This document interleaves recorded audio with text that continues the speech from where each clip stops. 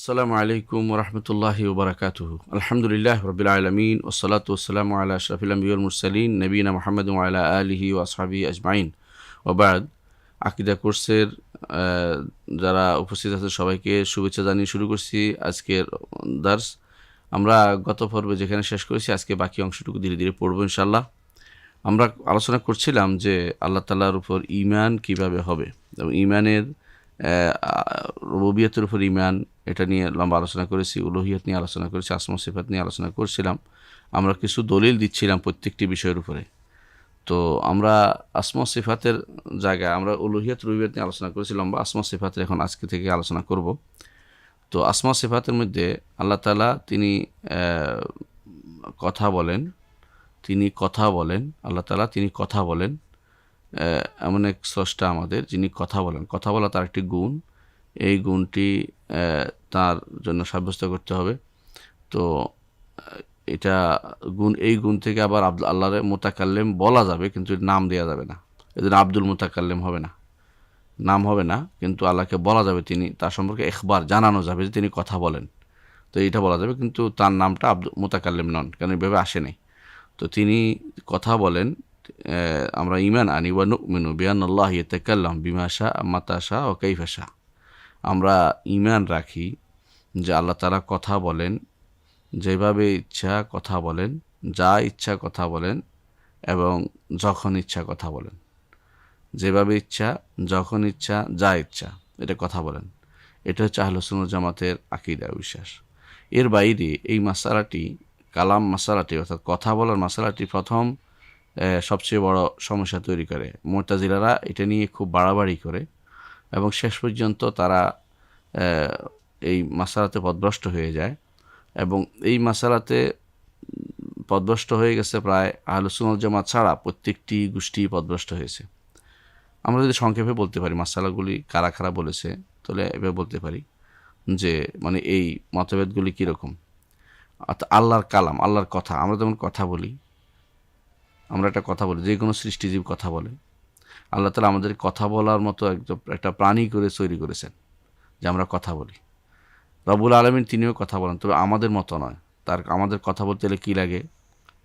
মুখ লাগে, দাঁত লাগে, জিহ্বা লাগে, জিহ্বা লাগে, মানে এসব লাগে। কিন্তু রব্বুল আলামিনের এই কথা বলা যাবে না, কীভাবে তিনি কথা বলেন এটা বলা যাবে না। তবে তিনি কথা বলেন। তো তার কথার আওয়াজ আছে, এটা বিশ্বাস করতে হবে।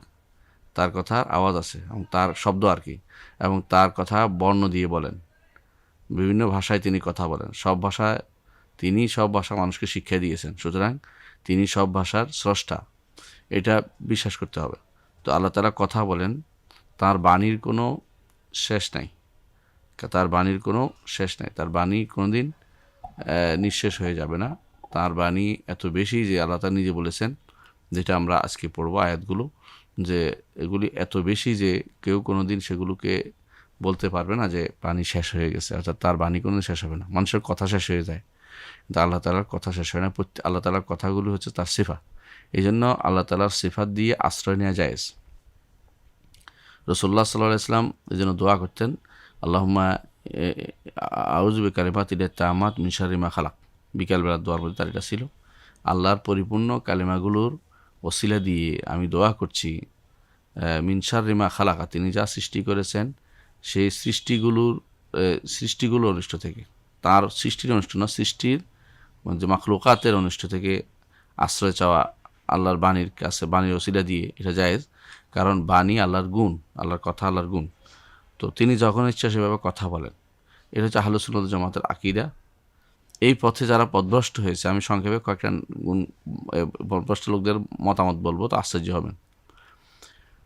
যারা দার্শনিক আছে, তো ফালাসেফা আছে বা দার্শনিক আছে, তারা বলে যে আসলে কোনো বাণী নেই, এটা হলো ফয়েজ, অন্তরের মধ্যে ঢেলে দেওয়া হয়। ফাদা ইয়াফিদু, কোনো কিছু উপচে পড়া বলে আর কি। তো নবী বা ভালো মানুষদের অন্তরে, অত নবী বিশ্বাস করে না, ওরা বলে যে যারা অনেক চিন্তা ভাবনা করতে পারে, খেয়াল করতে পারে খুব বেশি, তাদের অন্তরে যে সমস্ত কথা অটোমেটিকলি উঠে উচ্ছ্বাস পড়ে, সেটা হচ্ছে তারা সেটাকে তারা সেটা কালাম মনে করে, তারা কথা মনে করে। এটা একটা বিভ্রান্তি কথাবার্তা, কারণ এটা দ্বারা আল্লাহকে আসলে সাব্যস্ত করা না, আল্লাহ কথাও সাব্যস্ত করা হচ্ছে না। এরা মনে করে যে বলে, যে নবী বলে অথবা যে দাবি করে যে আল্লাহর কথা, সেই তার কথা, এটা আসলে আল্লাহর কথা বলে কিছু নয়, তার একটা উপচে পড়া জিনিস অর্থাৎ মন থেকে বিগলিত হয়ে বাড়তি হয়ে বেরোয়েছে। মুতাজিলারা বলে যে এইটা সৃষ্টি, কথা একটা আলাদা সৃষ্টি, আল্লাহর কথা আলাদা সৃষ্টি। আমরা জানি যে গুণ, স্রষ্টার গুণ কোনোটাই কি নয়, সৃষ্ট নয়, কিন্তু মুতাজিলা বলে কথা হচ্ছে সৃষ্টি, এবং কথা আল্লাহ তাআলা সৃষ্টি করেছেন, তার থেকে আলাদা অন্য কোথাও সৃষ্টি করেছেন। তো ভালো করে আমরা জানি যে আল্লাহ তাআলার কালাম মাখলুক বলা যাবে না। এর উপরে ইমাম আহমদ ইবনে হাম্বল এটার মেহনত বলা হয়, অনেক কষ্ট করেছেন এই কথাটা সাব্যস্ত করার জন্য। কালামুল্লাহ সিফাতুন লিল্লাহ, আল্লাহর গুণ, এটা আল্লাহর গুণ কোনো মাখলুক হতে পারে না। মুতাজিলারা ইমাম আহমদ ইবনে হাম্বলকে অনেক কষ্ট দিয়েছে এই মাসালাতে। এই কথাটি হচ্ছে মুতাজিলাদের, যে আলাদা সৃষ্টি করেছেন, আলাদাই আছে, অন্য কোথাও আল্লাহর কাছে আল্লাহ কোনো কথা বলেন না, আলাদা সৃষ্টি করেছেন তিনি, এখন ওইখান থেকে কথা বেরোয় আসে। 3 নম্বর একটি মত আছে যারা ইবনে কুল্লাহ বা আশআরীদের মত, সেটা হচ্ছে যে আল্লাহর কালাম আল্লাহর সাথে আছেন, আল্লাহর কালাম কথা, নির্দেশ, নিষেধ, ঘোষণা, সংবাদ সবই আছে, তবে একটি, মানান ওয়াহিদ, একটি হতে হবে। সেটা কেন? বেশি হলে তো এটা স্রষ্টার সৃষ্টির গুণ হয়ে যায়। কথা একটি, এটা যদি কোনো আল্লাহর কথা একটা, এটাকে যদি আরবিতে বলা হয় কোরআন হয়, ইব্রানিতে বললে সেটা তাওরাত হয়, আর সুরিয়ানিতে বললে সেটা ইনজিল হয়, এই জাতীয় কথাবার্তা তারা বলে। এগুলো ইবনে কুল্লাবের কথা, এটাও ভ্রষ্টতা আছে, আর কিছুই নয়। কথা এক হবে কেন? আল্লাহর কথা অনেক বেশি আল্লাহ নিজে বলেছেন, আমরা দলিল দিয়ে একটু পরে জানবো। আরেক গোষ্ঠী বলেছে যে আল্লাহর কালাম হচ্ছে আগে প্রাচীন আজালি যুগে যেগুলোকে আল্লাহ জমা করে রাখছেন কোথাও, সেগুলি আল্লাহর কালাম। এগুলো কোথাও আল্লাহ জমা করে রাখছেন, এগুলি যেন ওখান থেকে এসে এসে এখন পড়তেছে, এরকম অবস্থা তাদের কাছে, যেগুলো আল্লাহ তাআলা কথা বলেন তারা বিশ্বাস করে না, বলে না। এটাও এক গোষ্ঠী বলেছেন, আহলুল কালামদের, কালাম শাস্ত্রবিদদের একটা গোষ্ঠী বলেছেন। আরেক গোষ্ঠী বলেন যে না, আল্লাহর কালাম এটা, আল্লাহ তাআলা কালামের আওয়াজ আছে, শব্দ আছে, এবং বর্ণ আছে, তবে আল্লাহ তাআলা আগে কথা বলতেন না, এখন কথা বলেন, আগে কথা বলতেন না, আগে কথা বলতেন, এখন কথা বলেন, অর্থাৎ তার সমস্ত কালামই এখন হচ্ছে, আগে কোনো কথা ছিল না। এটা হলো কারামিয়াদের কথা, এটা কারামিয়াদের কথা। আরেক গোষ্ঠী আছে যে তারা বলে যে আল্লাহ তাআলার কালাম হচ্ছে তার ইচ্ছা, তার জ্ঞান থেকে যা উচ্চারিত হয় তাই আল্লাহর কালাম, অর্থাৎ তিনি ইচ্ছা এবং জ্ঞানের সমষ্টির নাম দিচ্ছে কালাম, ইচ্ছা এবং জ্ঞানের সমষ্টির নাম দিচ্ছে কালাম। এটা হলো রাজির কথা, এটা হলো রাজির কথা, ইমাম রাজি যাকে বলা হয় ওনার কথা। তো আরেকটা 8 নম্বর হচ্ছে যে আল্লাহর কালাম হচ্ছে, 7 নম্বর হচ্ছে আল্লাহর কালাম হচ্ছে এমন একটি কথা যেটা আল্লাহ তাআলা, যেটা নিজের আলাদা, আল্লাহ তাআলার সাথে নাই, অন্য কিছুতে আল্লাহ তাআলা সৃষ্টি করেছেন। অনেকটা এটা মুতাজিলাদের কথার মতোই, যে ভিন্ন সৃষ্টি, একটা ভিন্ন সৃষ্টির নাম, নাউজুবিল্লাহ। এটা হচ্ছে আবু মনসুর মাতুরিদির কথা, যে দেশে যারা মাতুরিদি মতবাদে বিশ্বাসী তাদের মূল নেতার মত হচ্ছে এটা। আর 8ম মত হচ্ছে যে আল্লাহ তাআলা কালাম হচ্ছে যা নিজে আল কাদিম আল কায়েম বিদ্যাত, নিজের উপর নিজে সত্তার উপর যেটা আছে, নিজের সত্তার উপর আছে, এবং যেটা অন্যের কাছে সৃষ্টি করেন, অন্যের উপরে সৃষ্টি করেন, দুইটা মিলে সম্মিলিতভাবে সেটা রয়েছে, আল্লাহর কাছেও আছে, বাইরেও আছে, সৃষ্টি করেন, এরকম। 9ম মত হচ্ছে যে আল্লাহ তাআলা যখন ইচ্ছা তখন কথা বলেন, যেভাবে ইচ্ছা সেভাবে কথা বলেন, এবং যা ইচ্ছা তা কথা বলেন, সেটা হচ্ছে আহলে সুন্নাত ওয়াল জামাতের আকীদা। তাহলে আহলে সুন্নাত ওয়াল জামাত আকীদার শুদ্ধ এখানে মনে করতে হবে, অন্য সবগুলো হচ্ছে ভুল ভ্রান্তি। তো এই জন্য একজন ইমানদার বিশ্বাস করবে অনুমিনু বিআন্নাল্লাহ ইয়াতাকাল্লামু বিমা শাআ মাতা শাআ কাইফা শাআ, আল্লাহ তাআলা কথা বলেন যেভাবে ইচ্ছা, যখন ইচ্ছা, যা ইচ্ছা। ওয়া কাল্লামাল্লাহু, দলিল হচ্ছে ওয়া কাল্লামাল্লাহু মূসা তাকলিমা, আল্লাহ তাআলা মূসার সাথে কথা বলেছেন যথাযথভাবে। তো মূসার সাথে আল্লাহ তাআলা যে কথা বলেছেন, এই কথা বলার আল্লাহ তাআলা কথা বলেছেন, মুসা তো আর না শুনে তো কথাটা হয়নি, অবশ্যই শুনেছেন। তো যা শোনা যায় তা অবশ্যই কী হয়, কোনো বাণী শব্দ দিয়ে শব্দটাই শোনা যায়, এবং যা শোনা যায় তা অবশ্যই কী হয়, তা কোনো আওয়াজ আছে, তার একটা আওয়াজ আছে এবং তার একটা বর্ণ আছে, বর্ণ এবং আওয়াজ সেটাই শোনা যায়। এটা বিশ্বাস করতে হবে। কাল্লামাল্লাহু মুসা তাকলিমা, আল্লাহ তাআলা মুসার সাথে কথা বলার মতো কথা বলেছেন। সূরা নিসার 164 নম্বর আয়াত। আরও আল্লাহ তাআলা বলেছেন, ওয়ালাম্মা জাআ মুসা লিমিকাতিনা ওয়া কাল্লামাহু রাব্বুহু, যখন মুসা আমাদের ওয়াদা মোতাবেক আসলেন, ওয়া কাল্লামাহু রাব্বুহু, রব তার সাথে কথা বললেন। তাহলে কথা বলেন, আল্লাহ তাআলা কথা বলেন। সূরা আরাফের 143 নম্বর আয়াত।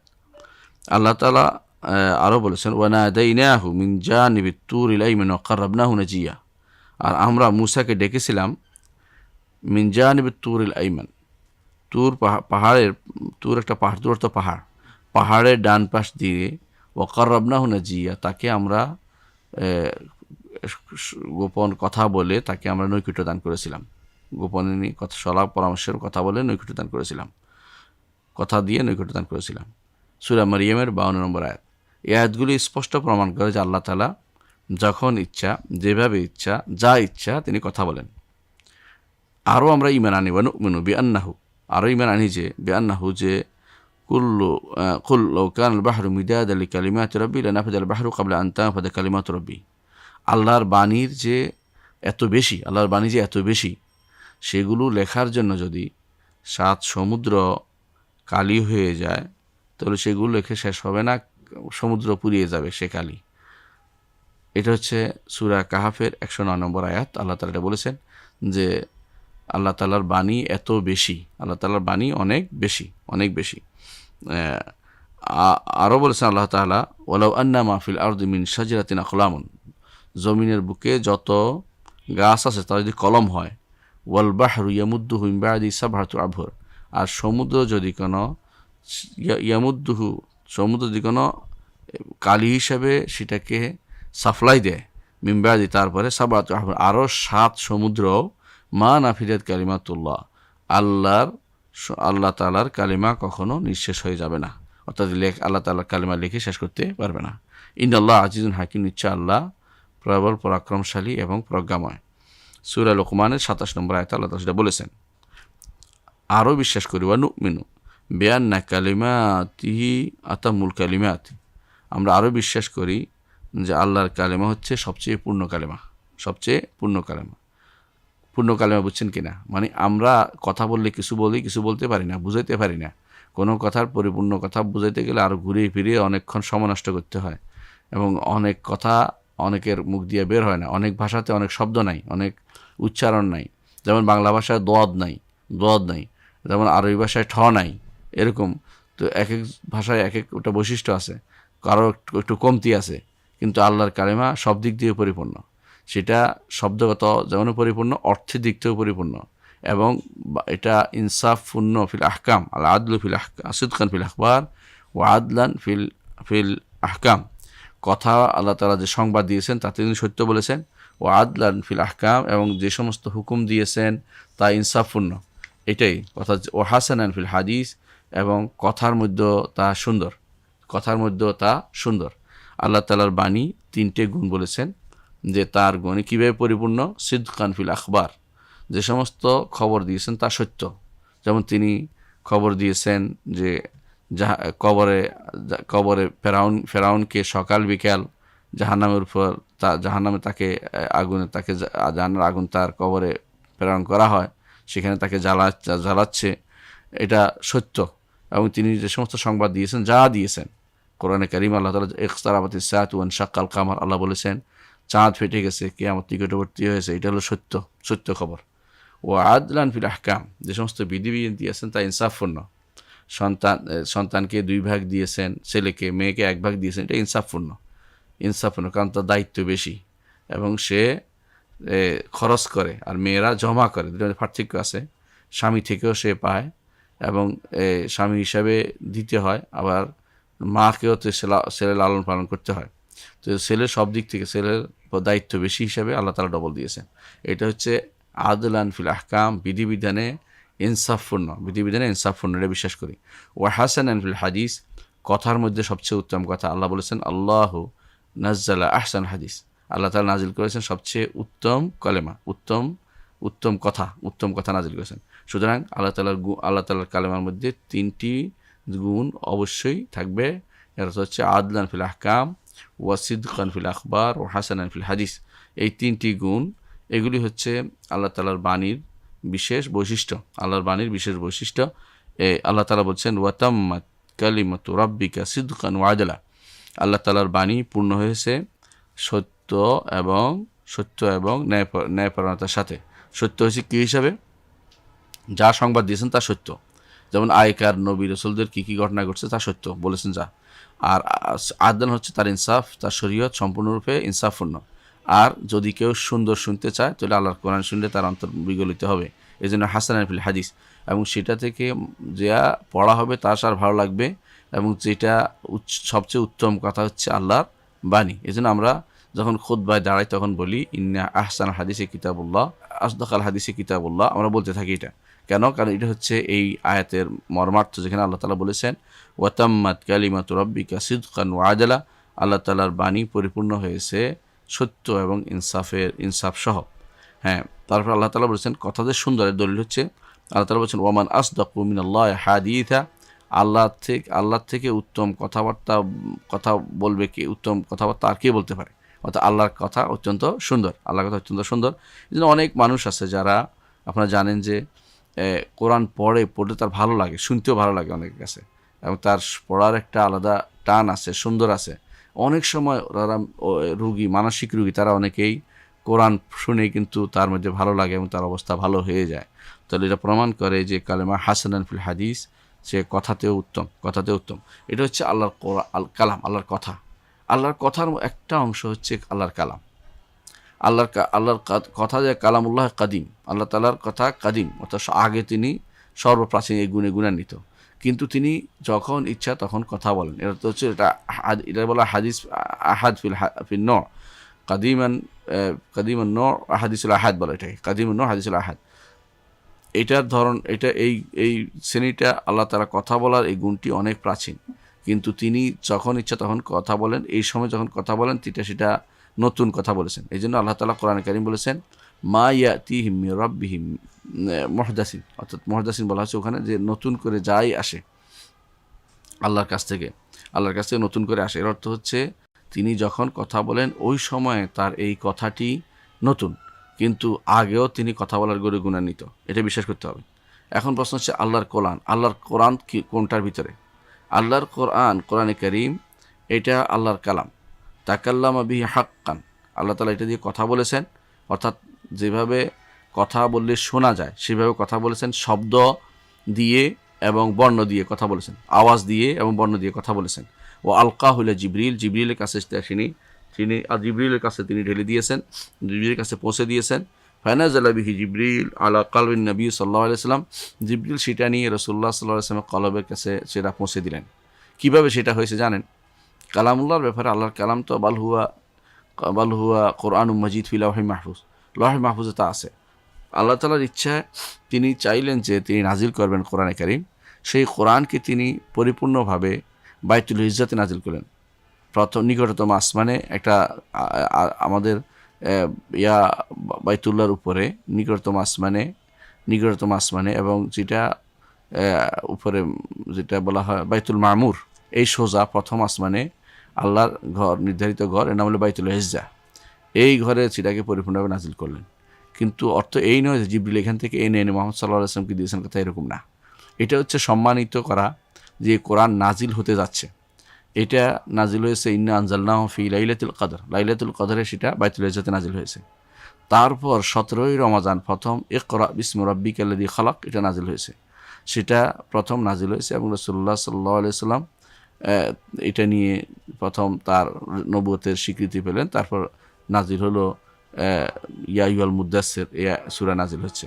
তাহলে বোঝা গেল যে কোরআন নাজিল হয়েছে পরিপূর্ণভাবে বাইতুল ইজ্জাতে একসাথে, কিন্তু আল্লাহর কাছ থেকে সেটা যখন যেটার প্রয়োজন আল্লাহ তাআলা বলতেন জিবরিলের কাছে কীভাবে বলতেন? হাদিসে আছে রাসূলুল্লাহ সাল্লাল্লাহু আলাইহি ওয়াসাল্লাম বলেছেন, আল্লাহ তাআলা যখন কথা বলেন তখন এমনভাবে সেটা শব্দ হতে থাকে যে সবাই কাঁপতে থাকে এবং বেহুশ হয়ে যায়। বেহুশ হয়ে যাওয়ার পরে জিবরিল হোশে আসে, তিনি শুনতে পান শব্দটা কী বলেছেন, এবং সেটা জিবরিল অন্যদেরকে সাপ্লাই দেয় যে এটা বলা হয়েছে, এবং তারা আলোচনা করলে অনেক সময় এই শয়তানরা একটার উপর একটা উঠে সেটা শুনতে চায়। তখন আল্লাহ তাআলা সেখান থেকে তাদেরকে পাথর মেরে আগুনের হুলকা দিয়ে তাদেরকে পুড়িয়ে দেন, এবং তারা পৃথিবী পুড়ে যায় শয়তানগুলো। কিন্তু এর আগেই সে যে সমস্ত গোপন তথ্য সে জানছে সেটাকে সে কোনো গণকের কানে দিয়ে দেয়, এই জন্য গণক সেই তথ্য যেটা শুনেছে সুরি অংশ সেটা মানুষের কাছে সাপ্লাই দেয়। অনেকেই সেটা জানতে চায় যে গণকে কি বলছে, ভবিষ্যৎ জানার মতো একটা গোষ্ঠী থাকে সব জায়গাতে, শিরকি যেটা। এই জন্য আল্লাহ তাআলা কোরআনে কারীম বলেছেন ইল্লা মান ইস্তারাকা আস-সামআ ফা আতবাহু শিহাবুম মুবিন। যখন চুরি করে কেউ কান লাগায় শুনতে চায় কথা সোর, এদেরকে আল্লাহ তাআলা আগুন দিয়ে সেটা পুড়িয়ে দেন। কোরআনে কারীমে আল্লাহ তাআলা বলেছেন। তাহলে বোঝা গেল তারা শুনতে চেষ্টা করে, কিন্তু এই প্রথম যখন আল্লাহ তাআলা কথা বলেন সব কিছু কাঁপতে আরম্ভ করে, তো সবাই বেহুশ হয়ে যায়। তারপর জিবরিল প্রথম হোশে আসেন, তিনি শুনতে পান। তারপর তারা যখন জিজ্ঞাসা করে হোশে আসে, মাদা ক্বাল রাব্বুকুম ক্বালুল হাক্কা ওয়া হুয়াল আলিয়্যুল কাবীর, তোমাদের রব সত্য বলেছেন এবং তিনি সর্বোচ্চ এবং তিনি মহান বড়, তিনি অনেক বড়। এটা বলেন জিবরিল। তাহলে বোঝা গেল যে আল্লাহ তাআলা তিনি কথা বলেন, এই কোরআন দিয়ে কথা বলেছেন। এই কোরআন আল্লাহর কালাম। তবে এই কোরআন হচ্ছে রাসূলুল্লাহ সাল্লাল্লাহু আলাইহি ওয়াসাল্লামের এই সময় কথা বলেছেন। তো এই কথা অবশ্যই আল্লাহ তাআলা তিনি যেহেতু সব কিছু নির্ধারণ করেছেন রুবুবিয়ত হিসাবে, সেই হিসেবে কোরআনও লহে মাহফুজে আছে। কিন্তু তিনি কথা বলেছেন সেটা যখন যেটার প্রয়োজন। যেমন যখন শানে নজুল আমরা পড়েছি যে কোনো আয়াত নাজিল হওয়ার জন্য একটা প্রেক্ষাপট তৈরি হয়, এই প্রেক্ষাপট হওয়ার পরে আল্লাহ কথা বলেছেন। সেই কথা বলার পরে সেটা নিয়ে এসে জিবরিল মুহাম্মদ সাল্লাল্লাহু আলাইহি ওয়াসাল্লামের কাছে সেটা নাজিল করে দিয়েছেন, এবং সেটা তারপর মুহাম্মদ সাল্লাল্লাহু আলাইহি ওয়াসাল্লাম মানুষকে জানিয়েছে। সেই হিসাবে কোরআনে কারীমকে কাদিম বা একেবারে সর্বপ্রাচীন আজালি বলা যাবে না, বরং কোরআনে কারীম হচ্ছে হাদিসুল আহাদ, মানে এককভাবে সেটা নবীন এবং সবচেয়ে সুন্দর এবং সবচেয়ে নতুনত্ব এই কোরআনের ভিতরে রয়েছে, এটা বিশ্বাস করতে হবে। তো জিবরিল কীভাবে আনছেন? জিবরিল সেটা এনে রাসূলুল্লাহ সাল্লাল্লাহু আলাইহি ওয়াসাল্লাম কলবের মধ্যে প্রতিস্থাপন করে দিয়েছেন।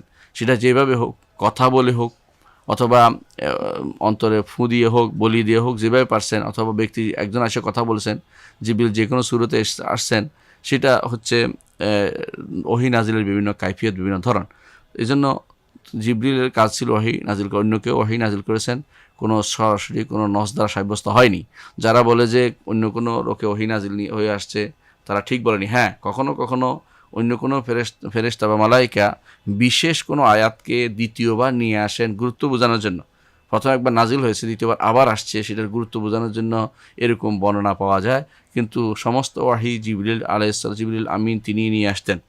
আল্লাহ তাআলা কোরআনে কারীম বলছেন, কুল নাজ্জালাহু রূহুল কুদুসি, বলুন এই কিতাব নাজিল করেছে রূহুল কুদুস, অর্থাৎ জিবরিল, পবিত্র আত্মা। অর্থাৎ জিবরিল কেন পবিত্র আত্মা? তার মধ্যে কোনো গুনাহ নেই, তাদের কোনো গুনাহ নেই। রূহুল কুদুস মির রব্বিকা, আপনার রবের পক্ষ থেকে নাজিল করেছে, বিল হক, যথাযথভাবে, সত্যভাবে। অর্থাৎ এখানে মাঝখানে কোনো কিছু ঢুকে পড়ে নাই, অর্থাৎ বাইরে কেউ সেখানে কোনো কিছু ঢুকাইতে পারে নাই, বরং অবিল হক আনজালনাহু, আল্লাহ নাজিল করেছে যথাযথভাবে, সন্দেহ করার কিছু নেই। মুহাম্মদ সাল্লাল্লাহু আলাইহি ওয়াসাল্লাম বলছে এটা বলার সন্দেহ করার কিছু নেই, বরং এটা আল্লাহর পক্ষ থেকে আসছে, সেটাই বলতে হবে। সূরা নাহলের 102 নম্বর আয়াতে আল্লাহ তাআলা সেটা বলেছেন। তারপর আল্লাহ তাআলা আরও বলেছেন, ওয়া ইন্নাহু লাতানজিলু রাব্বিল আলামিন, এই কোরআন হচ্ছে রব্বুল আলামিনের পক্ষ থেকে নাজিল করা।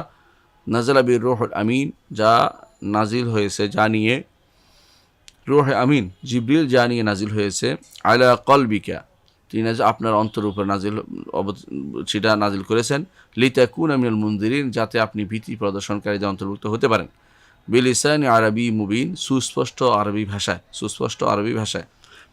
সূরা শুআরার 192 থেকে 195 নম্বর আয়াতে আল্লাহ সেটা বলেছেন। তাহলে আমরা বুঝতে পারলাম যে আল্লাহর কালাম সম্পর্কে আল্লাহ তাআলার বাণী সম্পর্কে একটা ধারণা আমরা পেয়ে গেলাম। সেটা কি? কোরআন আল্লাহর বাণী। ঠিক তেমনিভাবে হাদিসে কুদসিগুলো আল্লাহর বাণী।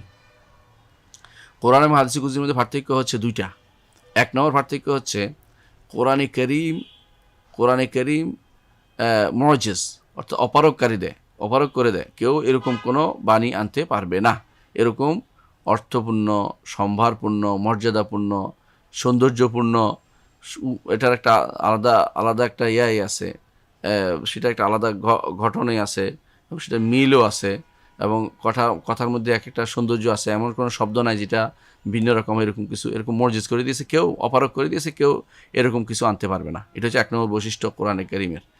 কোরআনে কারীমের আরেকটা বড় বৈশিষ্ট্য হচ্ছে এটা, যে কোরআনে কারীম সেটা যদি তিলাওয়াত করা হয় প্রতি 1 হরফে 10 নেকি হবে, 1 হরফে 10 নেকি হবে।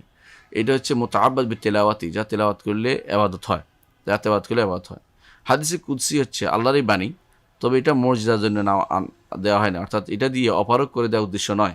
এক, দ্বিতীয়ত এটার আরেকটা জিনিস হচ্ছে যে এইটা পড়লে সওয়াব হয় না, অর্থাৎ এটা বুঝলে সওয়াব হয়, আমল করলে সওয়াব হয়, তেলাওয়াত করলে 1 হরফে 10 নেকি পাওয়া যায় না। এই জন্য আল্লাহর বাণী অনেক বেশি। এর মধ্যে একটি হচ্ছে কোরআনে কারীম, একটি হচ্ছে হাদিসে কুদসি। আর রাসূলুল্লাহ সাল্লাল্লাহু আলাইহি ওয়াসাল্লাম যা বলেছেন সেটা রসুলের পক্ষ থেকে শব্দ, আর এর অর্থ হচ্ছে আল্লাহর পক্ষ থেকে। রসুলের পক্ষ হচ্ছে শব্দ, আর আল্লাহর রসুলের ভাষা, কিন্তু ওর অর্থ সেটা আল্লাহর পক্ষ থেকে রাসূলুল্লাহ সাল্লাল্লাহু আলাইহি ওয়াসাল্লামের কাছে যখন বলেছেন, রাসূলুল্লাহ সাল্লাল্লাহু আলাইহি ওয়াসাল্লাম সেটাকে মানুষের কাছে প্রচার করেছেন তার ভাষায়। এই জন্য হাদিস রসুলের ভাষা, আর হাদিসে কুদসি আল্লাহর ভাষা, আল্লাহরই ভাষা, তবে কোরআন নয়, সেটা কোরআন নয়। এটা হচ্ছে বিশুদ্ধতম মত। এর বাইরে অন্য মত আছে, সেগুলো শুদ্ধ নয়। তাহলে আমরা বুঝতে পারলাম কোরআন সম্পর্কে, আমরা জানলাম যে কোরআন আসলে আরও বেশি জানলাম এটা, যে কোরআন আল্লাহর বাণী এত বেশি।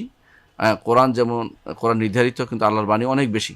কোরআন নির্ধারিত কি 114 সূরা, কোরআন নির্ধারিত 2 ইয়ার মাঝখানে যে একটু কোরআন, এবং কোরআন সূরা বিসমিল্লাহির রহমানির রহিম শুরু হয়েছে, মিনাল জিন্নাতি ওয়ান নাস দিয়ে শেষ হয়েছে। এটা হচ্ছে কোরআনে কারীম। কিন্তু আল্লাহর বাণীর কোনো শেষ নাই। আল্লাহর বাণী বিভিন্ন ভাষায়, বিভিন্ন বিভিন্ন বিভিন্ন কিতাবে আসছে, বিভিন্ন ব্যক্তির কাছে আসছে, বিভিন্নভাবে তিনি বলেছেন। কিন্তু কোরআনে কারীম মুহাম্মদ রাসূলুল্লাহ সাল্লাল্লাহু আলাইহি ওয়াসাল্লাম নাজিল হয়েছে সুস্পষ্ট আরবি ভাষায়, এবং সেটা অপারগ করে দিয়েছে, এবং সেটা অন্যকে এরকম আনতে অপারগ করে দিয়েছে। অনুরূপভাবে সেটা পড়লেই সওয়াব হয় 1 হরফে 10 নেকি করে। এটা আলাদা একটা বৈশিষ্ট্য। কিন্তু এর বাইরে তার অনেক কালাম আছে, অনেক বাণী আছে, যেগুলো আল্লাহ আমাদেরকে কারোকে জানিয়েছেন, অর্থাৎ নবী রাসূলদেরকে, আর কাউকে তিনি জানাননি। কারো সম্পর্কে তিনি বলেছেন, রসুলকে জানিয়েছেন, রসুল তার ভাষায় সেটা ব্যক্ত করেছেন। হ্যাঁ, তাহলে আমরা আল্লাহর কালাম সম্পর্কে জানলাম। এখন আমরা জানবো আল্লাহ তাআলার আরেকটা সিফাত, সেটা হচ্ছে তিনি সব কিছুর উপরে। এটা এমন একটি সিফত, এমন একটি গুণ, যেই গুণটি অস্বীকার করলে ঈমান থাকবে না, কোনোটাই অস্বীকার করলে ঈমান থাকবে না। তবে এটা এমন যে এইটা প্রথম জানতে হবে। এই জন্য ইমাম আল মাকদিসি রহমতুল্লাহ আলাইহি, তিনি আব্দুল গনি আল মাকদিসি রহমতুল্লাহ আলাইহি, তিনি একটা কিতাব লিখেছেন, নাম দিয়েছেন আকিদাতুল হাফেজ আব্দুল গনি রহমতুল্লাহ আলাইহি। এই কিতাবটিতে আপনি দেখবেন শুরুতেই এই আল্লাহ তাআলা সব কিছুর উপরে এটা নিয়ে আসার জন্য দলিল প্রমাণ নিয়ে আসা হয়েছে। যোগে যোগে যারাই আকিদার কিতাব লিখেছে এই জিনিসটাকে দিয়ে শুরু করেছে, অর্থাৎ আরকানুল ঈমানের পরে এটা দিয়ে শুরু করেছে। কেন? কারণ আল্লাহ তাআলার উপর ঈমান আনার জন্য এটা জানাটা অত্যন্ত জরুরি। স্রষ্টা এবং সৃষ্টি আলাদা সত্তা। স্রষ্টা সৃষ্টির ভিতরে বাস করে না, সৃষ্টিও স্রষ্টার ভিতরে বাস করে না। যারা এটা বলবে তারা হচ্ছে সুসংবাদের কায়েল, এবং তারা প্রবক্তা, এবং তারা সুসংবাদের প্রবক্তা, এবং তারা যারা এগুলি বলবে তারা হচ্ছে সর্ববাদের প্রবক্তা, এবং তারা এই জাতীয় যারা বলবে তারা কাফের। এটা আমাদের শেখ বলেছেন। যেমন শেখ বলেছেন যে প্রথমে বলেছেন এটা, যে তিনি সব কিছুর উপরে, আল্লাহ তাআলা সব কিছুর উপরে। দেখুন, এই উপরের মাসালাটা নিয়ে অনেকেই ঘোলা পানিতে মাছ শিকারের চেষ্টা করে। উপর বলতে আমি যা উপর বলছি, আমার মাথার উপর এটাও উপর, কিন্তু এটা উদ্দেশ্য না। সর্ব উপরে, এটা অলুয়াল মতলাক বলে, অর্থাৎ যে উপরের পরে আর কোনো উপর হইতে পারে না, এটা হচ্ছে উপর। সৃষ্টিকুল সবই হচ্ছে ছোট, এবং সেগুলি এত ক্ষুদ্রাতি ক্ষুদ্র যে এগুলির উপর কিছুই নেই আল্লাহর দরবারে। আপনি একটা উদাহরণ, আল্লাহর জন্য উদাহরণ দিচ্ছি না, আপনার জন্য দিচ্ছি, এই জন্য বোঝার জন্য। পিঁপড়া যত বড়ই হয় আপনি কিন্তু তার উপরেই আছেন, সোজা কথা এটা। পিঁপড়া যত বড়ই হয়, পিঁপড়া ফুলতে ফুলতে যদি হাতিও হয়ে যায়, আপনি কিন্তু তার উপরে থাকবেন, কারণ হাতির উপর মানুষ দেখা যায়। এর অর্থ হচ্ছে যেটা যত বড়ই হোক আল্লাহর দরবার সেটা অত্যন্ত ক্ষুদ্র। আল্লাহ তাআলা সবগুলোকে তার হাতের মধ্যে জায়গা দিবেন, এটা আমরা আগেও জানি। তো এর অর্থ হচ্ছে যে তার মুষ্টির ভিতরে থাকবে সব কিছু। এর অর্থ হচ্ছে আল্লাহ তাআলা উপরে, উপরে তিনি বড় এবং উপরে, তিনি সব কিছুর চেয়ে বড় এবং উপরে, এবং তিনি আরশের উপরে। আপনারা জানেন যে তিনি আরশের উপরে, এবং আরশের নিচে হচ্ছে আরশের নিচে হচ্ছে জান্নাত, আরশের নিচে হচ্ছে জান্নাত। আল্লাহ তাআলা জান্নাতের এত সম্মান করেছেন কেন? কোনো কোনো সলফ বলেন এই জন্য যে সেটা আরশের নিচের জায়গা, আরশও তার সবচেয়ে সম্মানের জায়গা। সম্মানের জায়গার নিচের অংশ সবচেয়ে সম্মানিত হবে, যেন তারা তিনি জান্নাতুল ফেরদৌস তাদেরকে দিবেন যাদেরকে তিনি বেশি ভালোবাসেন, অর্থাৎ যাদেরকে বেশি সম্মান করা দরকার তাদেরকে সেখানে তিনি পৌঁছাই দিবেন। তাহলে আল্লাহ তাআলা বলছেন ওয়াহুয়াল আলিয়ুল আযীম, তিনি আলী অর্থ সর্বোপরে, আযীম মহান, তো বড়। কত বড় এটা আপনি কল্পনা করতে পারবেন না, আপনার কল্পনায় আসবে না। আমি যত বড় কল্পনা করতে পারি সবই হচ্ছে তার কাছে ছোট, ক্ষুদ্র। 7 আসমান 7 জমিন তার হাতের মুঠোতে জায়গা হয়, হাতের মুঠোর ভিতরে জায়গা হয় সবগুলো, হ্যাঁ। এবং আসমানগুলো তিনি ভাঁজ করে রাখতে পারবেন তার হাতের ভিতরে। তিনি কত বড় সত্তা শুধু তিনিই জানেন, আর কেউ জানে না। তার আরশ কত বড় তিনি শুধুমাত্র, আর কেউ জানে না। তার কুরসির বর্ণনা দিয়েছেন রাসূলুল্লাহ সাল্লাল্লাহু আলাইহি ওয়াসাল্লাম, যে আরশের সামনে ফেলে রাখা একটা জায়গা, একটা ভূমি, যে একটা জায়গা যেটা আর আল্লাহ তাআলার পায়ে রাখার স্থান, তাহলে ওয়াহুয়াল আলী আল আযীম, তিনি সর্বোপরে এবং তিনি সবচেয়ে বড়। এবং আল্লাহ তাআলা আরও বলেছেন তিনি যে উপরে, তিনি অন্য আয়াতে বলতেছেন ওয়াহুয়াল কাহিরু ফাওকা ইবাদিহি, তিনি কাহের, তিনি দাপুটে সব কিছুকে দাপট দিয়ে পদানত করে রাখেন। ফাওকা ইবাদিহি, সব বান্দাদের উপরে তিনি। ওয়াহুয়াল হাকিমুল কাবির, তিনি হ্যাকমতওয়ালা এবং সব কিছুর খবর তিনি রাখেন, তিনি প্রজ্ঞাময় এবং সব কিছুর খবর তিনি রাখেন। তাহলে আমরা আল্লাহ তাআলার উলুকে স্বীকার করলাম যে তিনি সব কিছুর উপরে, এটা আমরা ঈমান আনলাম। এখন আমরা আল্লাহ তাআলা তিনি উপরে এবং আরশের উপরে দুটো ভিন্ন জিনিস। কেন? উপরে থাকা তার সিফা জাতিয়া, সত্তাগত গুণ এটা, কারণ নিচে থাকা কোনো স্রষ্টার গুণ হতে পারে না। ইমাম আবু হানিফা রাহিমাহুল্লাহ এই জন্য বলছেন ওয়ালাইসাল আসফালু মিন ওয়াসফির রুবুবিয়্যাতি ওয়াল উলুহিয়্যাতি ফি শাই, নিচে থাকা রবের কোনো উলুহিয়ারও গুণ নয়, রুবুবিয়ারও গুণ নয়, অর্থাৎ নিচে থাকা কোনো আল্লাহর গুণ নয়। আল্লাহর গুণ হচ্ছে উপরে থাকা, এটা হচ্ছে জাতি, সত্তাগত তার গুণ, তিনি সত্তাগত উপরে। এখন আমরা চিন্তা করতেছি একটা ফেইলি গুণ আছে, সেটা কি?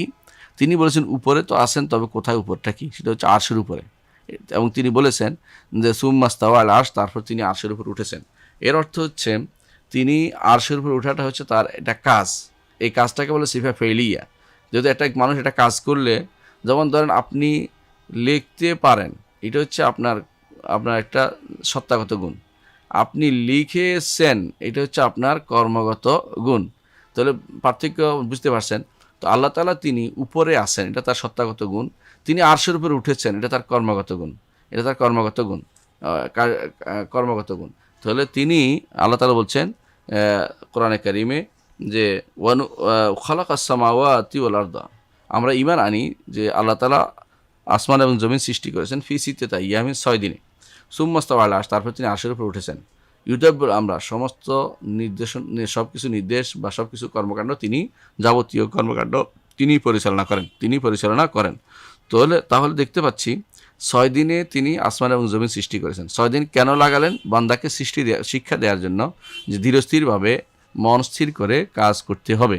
যে কোনো জিনিস তিনি ইচ্ছা করলে কুন কোয়ার সাথে সাথে হয়ে যেত, কিন্তু সেটা না করে তিনি 6 দিনে সৃষ্টি করেছেন। কীভাবে 6 দিনে সৃষ্টি করেছেন? বিভিন্ন বর্ণনায় আসছে যে পানি এবং ডাঙ্গা 2 দিনে ঠিক করেছেন, গাছগাছালা এগুলি সবে যে 6 দিনে তিনি জমিনকে সৃষ্টি করেছেন, আসমান জমিন সৃষ্টি করেছেন। তারপর তিনি আরশের উপর উঠেছেন। সূরা ইউনূসের 3 নম্বর আয়াতে, সূরা হুদে, বিভিন্ন সূরাতে সেটা আসছে সুমাস্তাওয়া আল আরশ। আল্লাহর আরশের উপর উঠা, মনে রাখবেন, আমাদের কারো উপরে ওঠার মতো নয়, কারণ তিনি যেরকম তার গুণও সেরকম। কোনো ব্যক্তি আল্লাহর জন্য নিজের মতো গুণ সাব্যস্ত করে সে পথভ্রষ্ট। এই জন্য কেউ যেন কখনো এটা মনে না করে যে আল্লাহ তাআলা, আমি যেরকম উপরে উঠি, কোনো বিল্ডিংয়ের উপর উঠি, অথবা কোনো চেয়ারের উপর বসি, অথবা কোনো খাট পালঙের উপর বসি, উঠে এরকমভাবে উঠছেন, এটা মনে করা জায়েজ নেই। বরং যেভাবে তিনি ইচ্ছা তিনি ব্যতীত, সেভাবে তিনি উঠেছেন তিনি ব্যতীত কেউ এর ধরন সম্পর্কে মোটেই জানে না, এর ধরন সম্পর্কে মোটেই জানে না। ওয়ানুমিনু, আমরা আরও ইমান রাখি বিআন্নাহু তাআলা মা খালকিহি, এইটা ইমান রাখি যে আরশের উপর থাকার সাথে সাথে একই সাথে মানুষের একই আরেকটি গুণ আমরা স্বীকার করলে মাইয়া বলা হয় এটাকে, মানুষের সাথে আছেন। কীভাবে মানুষের সাথে আছেন এটা আমরা ওই দিন আলোচনা করেছিলাম, আবারও বলছি। সেটা হচ্ছে তিনি মানুষের সাথে থাকেন দুইভাবে। সমস্ত মানুষের সাথে তিনি দেখছেন এবং জানছেন। এলেম এবং দেখা, দুইটা দিয়ে, দেখা এবং জানার মাঝখানে মাঝে তিনি মানুষের সাথে আছেন। তিনি কোথাও আরশের উপরে, জানেন কেন? দেখছেন এবং জানছেন। আমরা উদাহরণ দেই, আল্লাহর জন্য উদাহরণ না, আপনার জন্য উদাহরণ। আল্লাহর জন্য উদাহরণ দেওয়া জায়েজ নেই। তো আপনি যখন একটা পিঁপড়াকে দেখবেন, তো পিঁপড়া কোন দিকে যাচ্ছে আপনি দেখতে পাচ্ছেন, পিঁপড়া কি করতেছে আপনি পিঁপড়া সম্পর্কে আপনি জানেন, দেখে এইভাবে যাবে ওইদিকে যাচ্ছে জানছেন, কিন্তু এর অর্থ এই নয় যে আপনি পিঁপড়ার সাথে লেগে আছেন। পিঁপড়া যা করছে এই জন্য এটা বলে মা কুমার, তো তোমার দেখছি, আমি জানছি, এটা উদ্দেশ্য সব মানুষের জন্য। আর ইমানদার নেককার বান্দাদের জন্য সাথে থাকার অর্থ হচ্ছে সাহায্য করা। দেখছে, জানছে, আর অতিরিক্ত হচ্ছে সাহায্য করতেছে। এইভাবে ঈমান রাখতে হবে যে তিনি আরশের উপর থেকেও বান্দার অবস্থা জানেন, তিনি বান্দার অবস্থা পরিচালনা করেন, ফকিরদের রিজিক দেন, যাদের অন্তর ভগ্ন হৃদয় আছে তাদের ভগ্ন হৃদয়ে জোড়া দিয়ে দেন, এবং যাকে ইচ্ছে তাকে রাজত্ব দেন, যার থেকে তিনি রাজত্ব ছিনিয়ে নেন, যাকে ইচ্ছে সম্মান করেন, যাকে ইচ্ছে তিনি অপমানিত করেন তার কল্যাণকর হাত দিয়ে। ওহু আলা কুল্লি শাইইন কাদির, সব কিছু করতে তিনি সক্ষম। আর যেই ব্যক্তি এই তার গুণ যে তিনি আরশের উপর থেকেও দুনিয়ার সব কিছু সম্পর্কে তিনি জানেন এবং মানুষের সাথে আছেন, এই সাথে থাকার অর্থ কিছু বলেছি, জ্ঞানে এবং দেখায়, দুইটা তিনি সাথে আছেন। যার এরকম অবস্থা, কানা মা হাকিকাতান, তিনি আল্লাহ মানুষের সাথে ও সৃষ্টির সাথেও আছেন, আর তিনি আরশের উপরেও বাস্তবে আছেন। বাস্তবে তিনি সৃষ্টির সাথে, বাস্তবে তিনি আরশের উপরে, বাস্তবে তিনি সৃষ্টি, বাস্তবে তিনি আরশের উপরে, এটা বিশ্বাস করতে হবে। শানি, আমার শান কত বড়, দেখো আমি কত পবিত্র, নাউজুবিল্লাহ। আর হোসাইন ইবনে মনসুর হাল্লাজ বলতো, লাইসা ফিল জুব্বাতে ইল্লাল্লাহ, জুব্বাতে আল্লাহ ছাড়া কেউ নেই, নাউজুবিল্লাহ, এটা সে বলতো। তো এই কাহিনী যেটাই শুন মনে করি যে কুফুরি কথা। এই দুইজন ছিল কোনোভাবে ভালো লোক ছিল না। দুর্ভাগ্যবশত আমার দেশে বাইজ বোস্তামি একটা আসছে, মিথ্যা কথা। আবার কোনো মানুষ তার ছেলের নাম রাখে বাইজিদ, কখনো রাখে বোস্তামি, কত রকমের নাম রাখছে। এগুলো সবই আসলে না বুঝার কারণে হচ্ছে। কারণ এরা কি হলুলি, এরা মনে করে আল্লাহ কখনো কখনো অথবা সর্বতভাবে কারো ভিতরে প্রবেশ করেন, যে আসলে হিন্দু ধর্মের একটা অংশ। হিন্দু ধর্মে তারা বিশ্বাস করে স্রষ্টা সৃষ্টিতে বাস করে, স্রষ্টার আলাদা অস্তিত্ব তারা স্বীকার করে না। আমরা বাপদাদারা ইমান আনলেও এখন পর্যন্ত আমরা এই ইমানটা শুদ্ধ না করার কারণে আমরা কাফের হয়ে গেছি, বরং এটার উপরে থাকার কারণে অনেক কুফুরি হচ্ছে। এই জন্য যারা বলবে আল্লাহ জমিনের উপরে মানব সৃষ্টির সাথে হেঁটে বেড়ায় বা সৃষ্টির সাথে আছে, এবং এরকম যে ব্যক্তি বলবে এরা হচ্ছে কাফের, কাফিরুন আও দালুন, হয় কাফের না পথভ্রষ্ট। এই জন্য তাকে জানানো হয় নাই, জানানোর পরে সে কাফের। কারণ সে আল্লাহকে এমন গুণে গুণান্বিত করেছে সেটা সৃষ্টির জন্য উপযোগী, সেটা আল্লাহর জন্য উপযোগী নয়, বরং এটা ত্রুটিপূর্ণ একটি গুণ। সেটা হচ্ছে সৃষ্টির ভিতরে থাকা, তো এটা ত্রুটিপূর্ণ একটি গুণ। এটা শুধুমাত্র যার অন্তর পথভ্রষ্টতাপূর্ণ অথবা যার অন্তর মধ্যে কুফরি লালন করে সেই ব্যতীত আর কেউ বলবে না। তাহলে আমরা কি বলবো? যে রব্বুল আলামিন তিনি আরশের উপরে রয়েছেন। তারপরে আমরা আরেকটি যে হাদিস বলবো, যেটা বললে বুঝতে পারবেন যে আমরা আয়াত ও সিফাতে নেবে আমাদের নীতিটা বোঝা যাবে। আল্লাহ তাআলা বলেছেন কোরআনে কারিমে যে তিনি আরশের উপর উঠেছেন, কিন্তু হাদিসে রাসূলুল্লাহ সাল্লাল্লাহু আলাইহি ওয়াসাল্লাম বলছেন আল্লাহ তাআলা প্রতি রাতে প্রথম আসমানে নেমে আসেন। প্রতি রাতে প্রথম আসমানে, আমরা বিশ্বাস করি যে এটা আল্লাহ একটা গুণ, নেমে আসা। কিন্তু তার নেমে আসা আর আমাদের নেমে আসা একরকম মনে করলে সেটা কুফুরি পথভ্রষ্টতা হবে। তার নেমে আসা, তিনি যেরকম চান সেরকম তিনি নেমে আসেন, যখন চান সেভাবে নেমে আসেন, আর যেভাবে ইচ্ছা সেভাবে নেমে আসেন, এবং তিনি এসে ডাকতেও থাকেন। কীভাবে আসেন জানি না, সেভাবে তবে তিনি আসেন, এটা বিশ্বাস অনুবাদ করতে হবে। ধরন জানা যাবে না, ধরন জানার চেষ্টাও করা যাবে না, কারণ এই বিদ্যা আল্লাহ তাআলা তার নবীকেও দেননি, অন্য কাউকে দেননি। ধরন জানার চেষ্টা করা যাবে না। এই জন্য আমরা ঈমান রাখি আল্লাহ তাআলা যে আমাদের জানিয়েছেন যে এটার উপরে যে আল্লাহ তাআলা প্রতি রাত্রে নিকটতম আসমানে নেমে আসেন, এবং যখন রাতের 3 ভাগের 1 ভাগ শেষ হয় বাকি থাকে শুধু 3/1 তখন তিনি বলতে থাকেন মাইয়াদউনি, কে আমাকে ডাকবে, আস্তাজিব লাহু, আমি তার ডাকে সাড়া দেব, ওয়া ইয়াসআলুনি ফাউতিয়াহ, যে এমন কে আছে আমার কাছে চাইবে আমি তাকে দিব, ওয়া ইয়াস্তাগফিরুনি ফাগফির লাহু, এমন কে আছে আমার কাছে ক্ষমা চাইবে আমি তাকে ক্ষমা করে দিব। তারপর এইটা তো হচ্ছে আল্লাহর অলু এবং তিনি নুজুল, এই দুইটা গুণ সাব্যস্ত করতে হবে। তিনি সর্বোপরে, আর তিনি নেমে আসা, তবে নেমে আসাটা বেজাতি বলা যাবে না, সত্তাগত বলা যাবে না, কারণ বেজাতি নেমে আসাটা হচ্ছে মানুষের নেমে আসা, মানুষ যেভাবে নামে দেখা যাচ্ছে সত্তাগত হবে। তো তিনি এখানে বলতে হবে কামা ইয়ালিকু বিজালালিহি ওয়া আযমাতিহি, তার সম্মান এবং মর্যাদা এবং তার মহত্বর সাথে উপযুক্ত যেই পদ্ধতি, সেই পদ্ধতিতে আল্লাহ তাআলা নেমে আসেন, কিন্তু তার নেমে আসা আমাদের কারো নেমে আসার মতো নয়। তারপরে আমাদের বিশ্বাস করতে হবে যে আল্লাহ তাআলা তিনি আসবেন, আসাটা এটা একটা গুণ। আল্লাহ তাআলা একটা গুণ হচ্ছে তিনি আসেন। কোথায় আসবেন? হাসরের মাঠে আসবেন। এখন যে কেউ বলে কেমনে আসবেন সেটা তো আমরা জানি না, আল্লাহকে জিজ্ঞাসা করতে। আল্লাহ বলছেন তিনি ওয়াজা রব্বুকা ওয়াল মালাকু সফফান সফা, আমরা এটা একটু পরে পড়তেছি। সেটা হচ্ছে যে আল্লাহ তাআলা হাসরের মাঠে আসবেন মানুষের মাঝে ফয়সালা করার জন্য, যখন রাসূলুল্লাহ সাল্লাল্লাহু আলাইহি ওয়াসাল্লাম সুপারিশ করেন, বড় সুপারিশ, তখন আল্লাহ তাআলা হাসরের মাঠে আসবেন। এবং কিভাবে আসবেন আল্লাহ তাআলা কোরআনে কারীমে উল্লেখ করেছেন যে মালায়েকারা তার দুই কাতারে থাকবে। তো সেইভাবে দেখেন আল্লাহ তাআলা বলছেন কাল্লা ইজা দুক্কাতিল আরদু দাক্কান দাক্কা, কখনো নয় যখন চূর্ণ হবে জমিন চূর্ণ বিচূর্ণ, ওয়াজা রব্বুকা, আর আপনার রব আসবেন, ওয়াল মালাকু, এবং ফেরেশতারা আসবেন, সফফান সফফান, কাতারে কাতারে আসবেন। আর যে আল্লাহ আসেন তিনি কিন্তু কোনো নির্ধারিত, আসেন অর্থ হচ্ছে তিনি যেভাবে আসার সেভাবে তিনি আসেন, এটা বিশ্বাস করতে হবে। এবং এটা একটা গুণ তার জন্য, এটা সাব্যস্ত করতে হবে যে তিনি আসেন এবং তিনি হাসরের মাঠে আসেন, এটা একটা গুণ তার, আসবেন তিনি। ওয়াজি ইয়াউমাইযিন বি জাহান্নাম, সেদিন জাহান্নাম নিয়ে আসা হবে। ইয়াউমাইযিন ইনসানু মা সাআ, ইয়াতাযাক্কারুল ইনসান, মানুষ সেদিন স্মরণ করবে যা সে করেছে। ওয়া আন্না লাহু যিকরা, তবে এই স্মরণিকা তার কোনো কাজে আসবে না, তার কোনো কাজে আসবে না, কারণ সে আগেই পথভ্রষ্টতা লিপ্ত হয়ে গেছে। এই জন্য দুনিয়াতে যেহেতু স্মরণ করে ঈমান আনে নাই, আখিরাতের স্মরণে তার কোনো কাজ হবে না। তাহলে আমরা আরেকটি গুণ জানলাম, সেটা হচ্ছে হাসরের মাঠে আসা, এটা আল্লাহর একটি গুণ। আরেকটি গুণ হচ্ছে আল্লাহ তাআলা যা ইচ্ছা তা করেন, ফাআলুল লিমা ইউরিদ, তিনি যা ইচ্ছা তা করেন। এটা আল্লাহ তাআলা বলেছেন সূরা হুদের 107 আয়াতে, যে যা ইচ্ছে তা তিনি করেন। এই যে ইচ্ছা দুই ধরনের। এক ধরনের ইচ্ছাকে বলা হয় কাউনিয়া, প্রাকৃতিক ইচ্ছা, যেখানে আপনার কোনো হাত নেই, আপনি চেষ্টা করলেও বদলাতে পারবেন না। এটা আল্লাহ তাআলা নিয়ম বেঁধে দিয়েছেন। এই নিয়মটা, এই যে সূর্য পূর্ব দিকে উঠবে পশ্চিম দিকে অস্ত যাবে, আপনি বলে দেন আমি এইটাকে ডাইনে টেনে নিয়ে যাব আর বামে টেনে নিয়ে যাব, আপনার এটা হবে না। আল্লাহ তাআলা নিয়ম যে দিয়ে দিয়েছেন, এটা রুবুবিয়ত বলা হয়। রব হিসাবে আল্লাহ তাআলা যে সমস্ত কর্মকাণ্ড নির্ধারণ করেছেন, যেগুলিতে মানুষের কোনো হাত নেই, এগুলি তিনি ইচ্ছা করেন, সেটা হচ্ছে এরাদা কাউনিয়া। তিনি ইচ্ছা করেছেন মানুষ মরবে, তিনি ইচ্ছা করেছেন মানুষ দুনিয়াতে আসবে, তিনি ইচ্ছা করেছেন সূর্য পূর্ব দিকে উঠবে, তিনি ইচ্ছা করেছেন সূর্য পশ্চিম দিকে ডুববে, তিনি ইচ্ছা করেছেন কিছু মানুষ রোগাক্রান্ত হবে, তিনি ইচ্ছা করেছেন করোনা ভাইরাস আসবে। এগুলি হচ্ছে তার ইচ্ছা, এগুলোর পরে আছে যে এরাদা, মানে ইচ্ছা, এই ইচ্ছা হচ্ছে কাউনিয়া বা প্রাকৃতিক ইচ্ছা।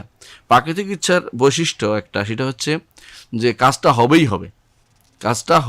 প্রাকৃতিক ইচ্ছা আল্লাহ তাআলার কাউনি ইচ্ছা, সেটা হবেই হবে, তবে এটা আল্লাহর প্রিয় হওয়া জরুরি না।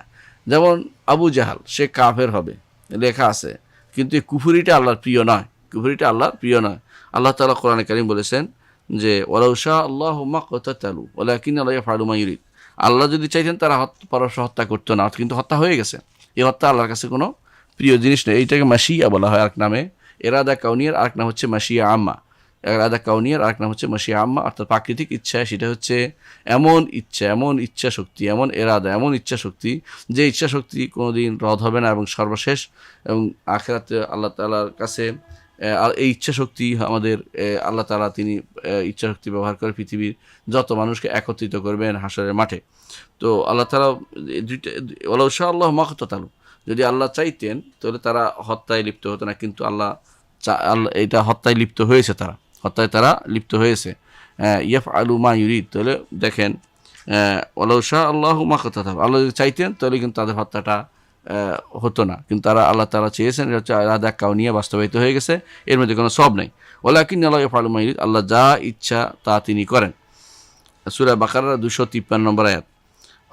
অন্য আয়াতে আল্লাহ বলছেন ইন কানাল্লাহু ইউরিদু আন ইউগবিয়াকুম হুয়া রাব্বুকুম, যদি আল্লাহ চান তোমাদের পথভ্রষ্ট করতে, তো আল্লাহ তাআলা যে পথভ্রষ্ট করতে চাচ্ছেন এটা কিন্তু ইরাদা কাউনিয়া, প্রাকৃতিক ইচ্ছা। কারণ আল্লাহ তাআলা শারঈ ইচ্ছা ভিন্ন, শারঈ ইচ্ছা তিনি নবী পাঠাইছেন, কিতাব দিয়েছেন, নেককার বান্দাদের কথা তারা নসিহত করছেন, সালেহীন শহীদরা তারা আল্লাহর পথে জান দিয়ে আল্লাহ দ্বীনের প্রসার করে গেছেন, সেটা হচ্ছে ইরাদা শারঈয়া। কিন্তু আল্লাহ যেটা করেন, যেটা কাউকে জিজ্ঞাসা করে করেন না, ইয়াফআলু মা ইউরিদ, এবং যেটা হবেই হবে সেটা হচ্ছে এরাদা কাউনিয়া, এটা আরেক নাম হচ্ছে আল মাশিয়া, এই নাম হচ্ছে আরেক নাম হচ্ছে আল মাশিয়া। ঠিক আরেকটা এরাদা আছে, ইচ্ছা আছে, সেটাও আল্লাহর গুণ, সেটা কি, তিনি শরীয়তগতভাবে চান যে আমরা যেন তার কাছে তওবা করি। আল্লাহু ইউরিদু আন ইয়াতুবা আলাইকুম, আমরা যেন তওবা করি, আল্লাহ চান, কিন্তু এইটা হওয়া জরুরি না, এটা আল্লাহ চান, কিন্তু আল্লাহ ছাড় দিয়েছেন, দেখি বান্দা আমার রূপের দিকে তাকিয়ে আমার কাছে ফিরে আসে কিনা, না ভিন্ন পথে পরিচালিত হয়। কিন্তু দুর্ভাগ্যবশত আল্লাহর এই এরাদা শারঈয়াকে অনেকে ভাগ করতে পারে না। এরাদা কাউনিয়া এবং শারঈয়ার মধ্যে ভাগ না করার কারণে অনেক সময় তারা মনে করে, অন্যায় করে আর বলে যে আল্লাহ যদি না চাইতেন তাহলে কি আর এই অন্যায়টা হচ্ছে নাকি। নাউজুবিল্লাহ, এটা হচ্ছে শয়তানের কারসাজি। আল্লাহ চাচ্ছেন হতে তুমি তোমার কাছে শরীয়ত মোতাবেক চলতে, তুমি আল্লাহর ওইটা দিয়ে দলিল দিও না। আল্লাহ ওইটা দলিল দিলেই তাহলে তোমার ক্ষতি হয়ে যাবে, ঈমান হারা হয়ে যাবে। তাহলে এরাদা বা ইচ্ছা দুই প্রকার। আল্লাহ তাআলা ইচ্ছা করা আল্লাহ একটা গুণ, এবং এমন গুণ যে গুণটা কেউ অস্বীকার করলে কাফের হয়ে যাবে। আল্লাহ তাআলা ইচ্ছা করতে পারেন এবং ইচ্ছা করেন। কোরআনে কারীম বহু জায়গায় আল্লাহ তাআলা বলছেন আরাদা ইউরিদুল্লাহু আরাদাল্লাহু অথবা শাহ আল্লাহ, বহুবার আল্লাহ তাআলা বলেছেন আল্লাহ ইচ্ছা যা করেন এবং আল্লাহ তাআলা যা তার ইরাদা করেন, এটা উল্লেখ করেছেন বারবার। তো এগুলি সবই হচ্ছে আল্লাহ তাআলা যেগুলো বলছেন, এগুলো হচ্ছে কাউনি ইচ্ছা, যেগুলো অবশ্যম্ভাবী ঘটবে। আরেকটা হচ্ছে শারীরিক ইচ্ছা, আল্লাহ চান যে এরা ইমানদার হোক, এই মানুষগুলো ইমানদার হোক বা ওটা ইমানদার হোক, আল্লাহ তাআলা সবাই চান যে সব মানুষ হোক, কিন্তু এইটা হলো শারীরিক ইচ্ছা, শরীয়তগত ইচ্ছা, এটা বাস্তবায়িত হয় না। কেন হয় না? কারণ এইটাতে ন্যাকের কাজ, এটাতে এই ইমানদার ব্যক্তির কাজ আছে, তার দেখার কাজ আছে। সবাইকে যদি কোনো তিনি পরীক্ষায় পাশ করাই দেয় যে ব্যক্তি, তাকে তো হাসাহাসি করবে যে এই লোকের যোগ্যতা নাই, তারাও পাশ করাই দিছে। তো এটা আল্লাহ তাআলা এটা দিয়ে পরীক্ষা করতে চান, কে ব্যক্তি আল্লাহর পথে থাকবে আর কে ব্যক্তি থাকবেন না, পরীক্ষা করতে চান। এটা হচ্ছে এরাদা শারঈয়া, আল্লাহর শারঈ ইচ্ছা, এটা হতেও পারে নাও হতে পারে, কিন্তু কাউনি ইচ্ছা অবশ্যই সংগঠিত হবে। কারণে ইচ্ছার মধ্যে কোনো আল্লাহর পছন্দনীয় কিছু, মানে আল্লাহ তাআলা এটা পছন্দ করেন এমন না, আল্লাহ তাআলা ভালোবাসেন এমন না, কিন্তু শারঈ ইচ্ছা আল্লাহ ভালোবাসেন, ওখানে পছন্দ করেন না কিন্তু এটা হয়ে যাচ্ছে, আর এখানে পছন্দ করেন কিন্তু হয় না। এটা কখনো হয় কখনো হয় না, সবসময় হয়, কখনো হয় না। সেটা হচ্ছে শারঈ ইচ্ছা। আচ্ছা, তারপর আমরা আরও ঈমান রাখি যে এই যে শারঈ ইচ্ছা এবং প্রাকৃতিক ইচ্ছা, এই দুইটাই তার হিকমতের অনুসারী। আল্লাহর হিকমতে যা চায় সেটাই হবে, সেটা আমি আপনি নির্ধারণ করে দিলে হবে না। আল্লাহর হিকমতের চাহিদা অনুসারে সেটা হবে, তিনি যেটা চান সেটাই শুধুমাত্র হবে। হ্যাঁ, তবে আমরা এই হিকমত জানতেও পারি, নাও জানতে পারি। আমরা এই হিকমত জানার জন্য সেই জ্ঞানী হইলে জানতে পারবো, জ্ঞানী না হলে জানতে পারবো না। বরং বিশ্বাস করতে হবে যে আল্লাহ তাআলা যাই করেছেন তিনি হিকমতের সাথে সেটা করেছেন। তিনি তার শারীরিক ইচ্ছা, শরীয়তগত ইচ্ছা এবং প্রাকৃতিক ইচ্ছা দুইটা তিনি পরিচালনা করেন। এর সবই হচ্ছে আল্লাহ তাআলার হিকমত অনুযায়ী সেটা চলে। এটা অবশ্যই মেনে নিতে হবে প্রত্যেকটি মানুষকে। আল্লাহ তাআলা এই জন্য যাদের অন্তরে দুর্বলতা আছে, যাদের বিবেকে সমস্যা আছে, আকলের সমস্যা আছে, তো এদের সম্পর্কে আল্লাহ তাআলা তাদেরকে সাবধান করছেন যে আলাইসাল্লাহু বিআহকামিল হাকিমিন, আল্লাহ কি সবচেয়ে আহকামিল হাকিমিন নয়? বেশি বিচারকদের সবচেয়ে বেশি বড় বিচারক নন? হ্যাঁ, প্রজ্ঞাবানদের মধ্যে তিনি সবচেয়ে বেশি প্রজ্ঞাবান নন? অবশ্যই বালা বলতে হবে, এটা পরে শুনলেই বলতে হবে বালা, অবশ্যই। তো এই যে আল্লাহ তাআলা এটা পরিচালনা, আল্লাহ তাআলা এটা এই তার প্রাকৃতিক ইচ্ছা, শারঈ ইচ্ছা, এসবই হচ্ছে তার কোনো হিকমতের কারণে করেছেন। সূর্য পূর্ব দিকে কেন করেছেন? হিকমতের কারণে। তার এটা আমরা জানলেও ঈমান আনতে হবে, না জানলেও ঈমান আনতে হবে। সালাত 5 ওয়াক্ত কেন দিয়েছেন? এটা শারঈ ইচ্ছা, আল্লাহ ইচ্ছা যে শরীয়ত পালন করলে মানুষ হবে, আল্লাহ আমার প্রিয় হবে, সেটা তিনি করেছেন। এবং সেটাতে আমাদের অন্তরে সেটার অবস্থা ধরতে পারি আর না পারি কোনো সমস্যা নাই। এটা কি জন্য হলো, কি না 5 রাকাত 6 রাকাত করলেন না কেন, 10 রাকাতের 15 রাকাত করলেন না কেন, এই জায়গা বলা হচ্ছে আমাদের কাছে হ্যাকমত খুঁজিয়ে বেহুদা কথা বলা। বলো এটার হ্যাকমত আমরা জানা থাকা জরুরি নয়, জরুরি নয়। এই জন্য আল্লাহ তাআলা নিজে বলছেন আলাইসাল্লাহু বিআহকামিল হাকিমিন, সমস্ত বিচারকদের বিচারক কি তিনি নন?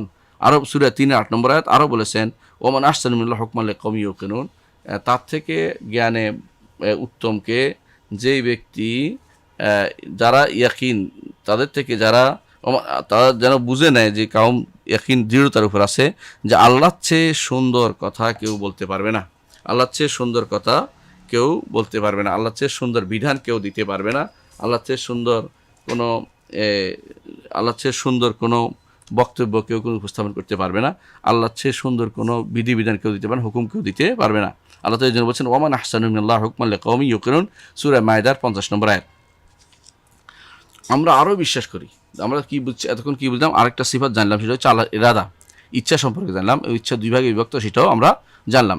এই দুই ভাগে বিভক্ত না করার কারণে জগতে যত সমস্যা তৈরি হয়, এই দুই ভাগে বিভক্ত করে দিয়েছেন ইমাম আবু হানিফা রাহমাতুল্লাহ আলাইহি তার ফিকহুল আকবরের মধ্যে, ফিকহুল আকবরের মধ্যেও তিনি এটা উল্লেখ করেছেন যে এরাদা দুই ভাগে বিভক্ত, একটা শারঈয়া, একটা কাউনিয়া, প্রাকৃতিক ইচ্ছা এবং সেটা এবং শরীয়তগত ইচ্ছা। আরও ঈমান রাখি আমরা যে আল্লাহ তাআলা ভালোবাসেন, আল্লাহ তাআলা আরেকটি গুণ হচ্ছে ভালোবাসেন। তিনি কাদের ভালোবাসেন? তিনি তার বন্ধুদের ভালোবাসেন এবং তার বন্ধুরাও আল্লাহকে ভালোবাসেন, তার বন্ধুরাও আল্লাহকে ভালোবাসেন। এই জন্য ভালোবাসা আল্লাহর একটা গুণ। তিনি তার সৃষ্টির মধ্যে যারা উত্তম, ভালো, নেককার, নবী, রাসূল, সিদ্দিক, শহীদ, সালেহ, নেককার, এদেরকে তিনি ভালোবাসেন, এদেরকে তিনি তো ভালোবাসা আল্লাহর একটা গুণ।